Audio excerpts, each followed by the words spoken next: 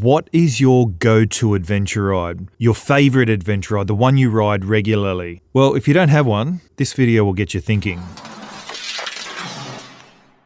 Okay, to set this video up, your go-to ride is not somewhere you ride on a day off, and it's not a dream ride of a big adventure.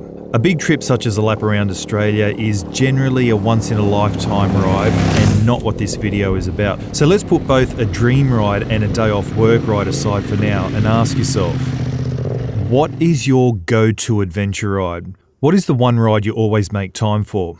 Once every few months, once a year, once every 2 years, whenever. I'll tell you my answer, but the destination is not the point. It's the why. For me, it's the Snowies, in particular Thredbo. It was my first overnight ride many moons ago, and I've been back to Thredbo on two wheels more times than any other destination in Oz, either with my brothers, my mates, or simply solo. And here's the kicker. Every bike I've ever owned, I always ride it to Thredbo. It's the one thing I do every time I buy a bike.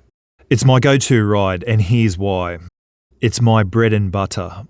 A staple in my motorcycling diet. It creates something to always look forward to, and it's so much more than just the ride. The beauty of Thredbo for me is there are a million different ways to get down there.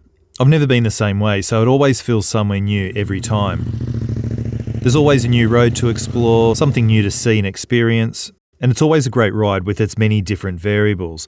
The only constant is I stop in Thredbo for the night, or at the very least a bite to eat. I can ride to Thredbo and back in a weekend, preferably a long weekend, or make a week-long adventure out of it. It also has a ton of things to do down there off the bike, like walking to the top of the tallest mountain in Australia, or mountain biking down the gravity trails. Thredbo, my go-to ride, frees me from the shackles of work and the daily grind.